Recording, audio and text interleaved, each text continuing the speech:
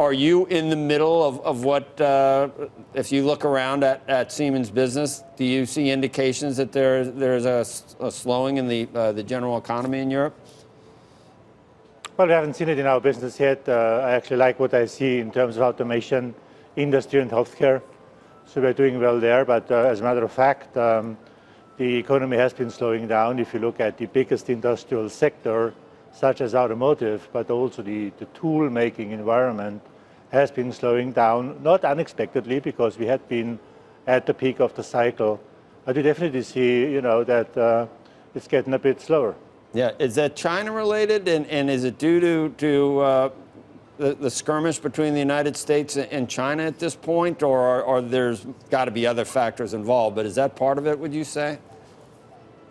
Well, I believe the world today is not really monocosaic anymore, although, I mean, if the two strongest economies in the world have their different way of thinking about things, it definitely does slow down the global trade. I mean, that's clear. And we have not only seen deceleration of growth in Europe, we've seen it in China. The latest forecast also for the US tell us that it's going to go south. So we just need to be mindful about, what we can do. The best thing I've always done, honestly, is in those type of uncertain situations, I talk to my customers, because they pretty much know what their demand is, what their customers think, and that's always a very reliable way of managing a company through a slowdown. So, Joe, you operate in China. You have for a long, long time. You've got a lot of employees there. You're a technology company. If I were to ask you to pick a side, the United States or China, in the discussions that they're having, do you have similar concerns to the Trump administration and the way China conducts business? Or are you going to give me an answer that not to ruffle any feathers anywhere? Can you pick a side?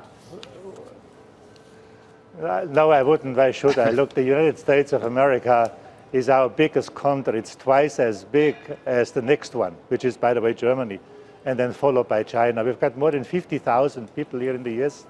We've invested more than $40 billion in the next 15 years. So that's the United States, which we are here today, and I feel good about it. And then China, I mean, we've been there for 160 years with 40,000 people, about 10 billion.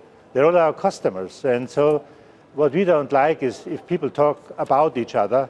We always like to have people talk to each other and find a common ground and get the differences out of the way. That's what we have been as a company, and we've been around 170 years. So what I would really like to encourage people is talk to each other, find a way.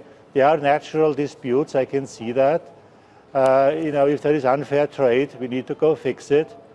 If trade deficits result from the fact that people confuse the lack of competitiveness with unfair trade, then innovation and productivity is the cure and not additional tariffs. Because at the end of the day, and you see that, we've been all suffering from a global slowdown. Hey, Joe, for years we've always talked about Siemens and General Electric, and not only as being, competitors, but also as being similar in terms of the asset mix. Has GE, the troubles at GE, has that helped Siemens, or has it illustrated to you that maybe the conglomerate business model or power or whatever parallels you want to draw, maybe you've learned from that? Has it helped Siemens, or you've actually learned that maybe you want to do things different than GE?